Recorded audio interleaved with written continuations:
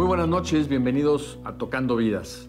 El día de hoy vamos a hablar de algo fascinante para todos aquellos que amamos a Chiapas y en particular a las cascadas de Agua Azul por todo lo que ha sucedido en las últimas semanas con el flujo de agua de estas cascadas. Y para eso tenemos aquí la asesoría del doctor Rafael Huizar Álvarez. Doctor, gracias por estar con nosotros. Gracias. Él es un hidrogeólogo del Instituto de Geología de la UNAM.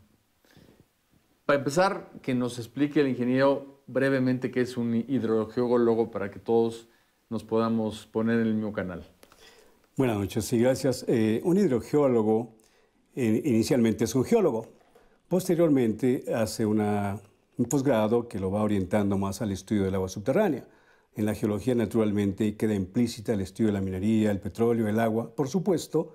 Y después el hidrogeólogo es el que se especializa en el estudio del agua subterránea, que quiere decir hidrogeología es la interacción agua-roca y cómo el agua circula a través de la roca y a veces cómo medio se almacena. Que no se almacena, el agua siempre está en movimiento.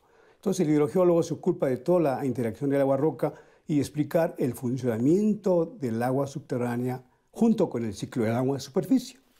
Pero qué interesante, el agua subterránea, esto que dicen que son reservas de agua, ¿está circulando? Sí, es precisamente un error eso de pensar que el agua está esperando a que la vayan a sacar. Sí, es un poco el concepto que hemos pensado, nos han metido, de que las rocas almacenan el agua. No, el agua nunca está estática. Lo que sucede, se mueve tan despacito a veces que parece que no se mueve, pero nunca está estable. Qué interesante. Y ahora, viéndonos a Chiapas, de repente por redes sociales y luego ya por noticias de los medios y luego ya por comunicados oficiales, se nos dice que se evaporaron, se le fue el agua a ese lugar tan hermoso que son las cascadas de Agua Azul. Y empiezan las explicaciones. Una de ellas es precisamente que pues se rompió uno de los bordos y que tenía 2 ramales, en fin, que la geología del lugar es muy caliza, porosa y que permite mucho la filtración. ¿Qué nos puede decir un experto con la información que se tiene hasta el momento de lo que pasó en Agua Azul? Bueno, en Agua Azul, como en todos los lugares, sobre todo en la región del sur de México, donde hay demasiada humedad, ¿sí? Hay también lugares que a través de la ladera el suelo se va haciendo más endeble, o sea, es muy poroso desde luego, pero si le quitan la vegetación, por ejemplo, la vegetación sostiene el suelo, lo hace que se mueva menos.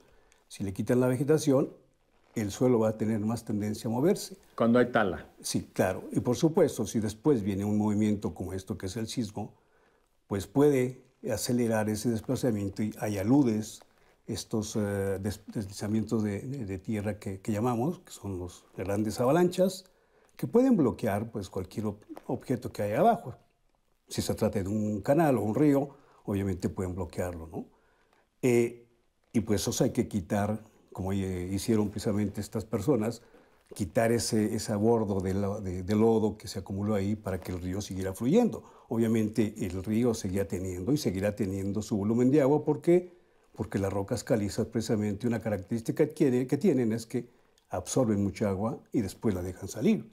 Están los ríos subterráneos en ese caso y Agua Azul pues seguirá siendo Agua Azul mientras no terminen de talar toda aquella zona. Porque a mí precisamente un amigo lacandón, Chanquín, me escribió y me dijo lo que sucedió es que han talado mucho en las laderas del río y hubo un desgajamiento de un río sí, que creó un tapón y por eso se desvió el agua. ¿Esto es lo que sucedió, tal cual?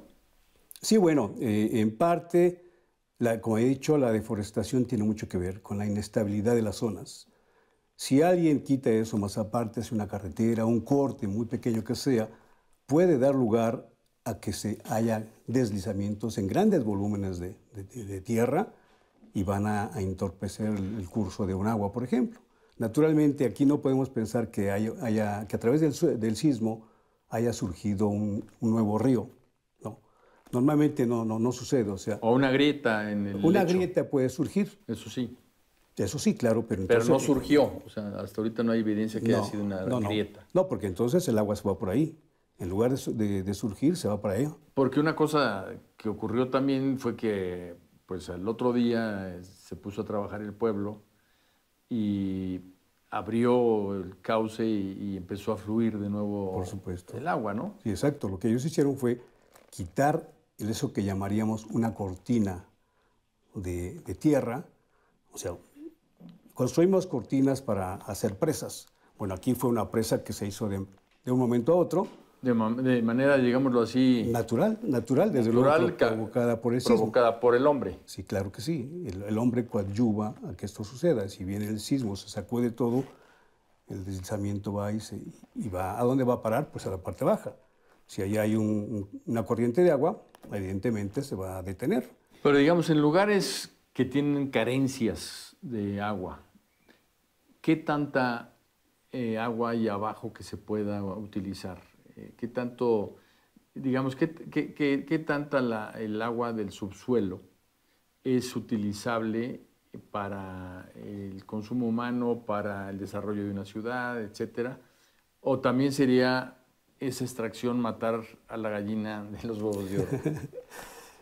Bien, hay una situación interesante. Esta pregunta es muy buena porque permite hacer una reflexión en cuanto a cómo estamos cuidando el agua a partir de que tanto le conocemos.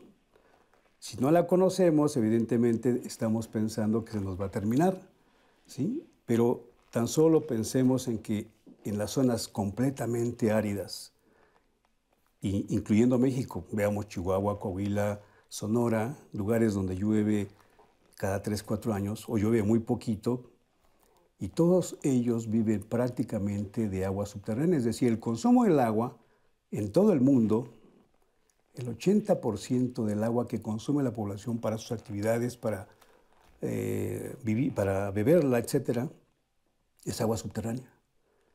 Y entonces si pensamos que si no llueve se me va a acabar la de abajo, eso está mal.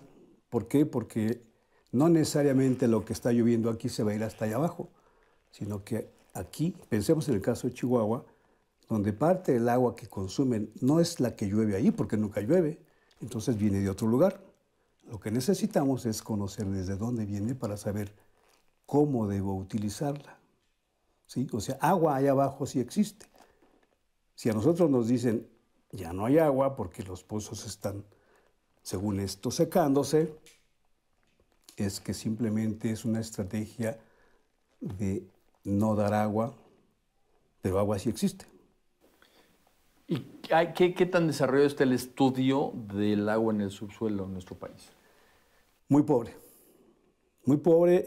sobre todo que precisamente en continuación de lo que acabo de decir, es que estamos estudiando el agua, bueno, digamos, lo hablo en plural, pero nosotros realmente en la universidad estamos haciendo estudios con vanguardias, desde luego, pero en México se sigue administrando el agua con datos que se generan de acuerdo a un método que viene desde los años 60. O sea, son métodos ya totalmente obsoletos, donde hay que actualizarlos, hay que hacer una gestión muy diferente y cambiar, por supuesto, para que eso suceda, toda la metodología de estudio, que es lo que nosotros estamos proponiendo. O sea, nosotros en la universidad estamos mostrando cómo hay que hacer, hay que cambiar los métodos, hay que actualizar, hay que cambiar las infraestructuras que hay que instalar en campo para poder estudiar bien el agua y saber exactamente cuánta tengo y cómo debo usarla. Si no hago así, no se puede. Estamos utilizando métodos de análisis y de cuantificación, que el problema no es tanto la fórmula que estoy utilizando, sino los datos que estoy utilizando para hacer esa fórmula.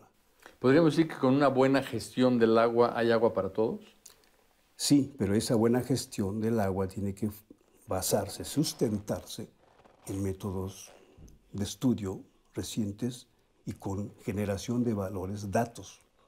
Por ejemplo, cuánta agua saco de los pozos, cuánta agua realmente pienso que se recarga, cuánta agua realmente se evapora. Son muchos parámetros que hay que conocer. ¿Y esa metodología ustedes la tienen terminada o están precisamente elaborándola? No, se está llevando a cabo, se practica, es decir, se tienen. Hay unos parámetros, como es lo que es la evapotranspiración, que es un dato muy interesante en la cuantificación del agua, el cual todavía a nivel mundial se tienen deficiencias, pero hay mucho avance. Sí, conocer la evapotranspiración requiere más infraestructura para cuantificarla y saber cuánto realmente se evapora. ¿Por qué? Porque ese es un parámetro para utilizar una diferencia de cuánta agua me queda. Aquí todo parte de cuánta agua me queda ahí abajo, aclarando que esto no está ahí almacenado, sino que está fluyendo. Pero aquí se dice, llueven 100 milímetros, por ejemplo. Voy a pensar en voz alta. Llueven 100 milímetros, se evaporan 70, escurren, forman ríos 10 y 20 se van para abajo. Entonces tengo una infiltración de 20 milímetros, tengo una recarga de una cierta cantidad.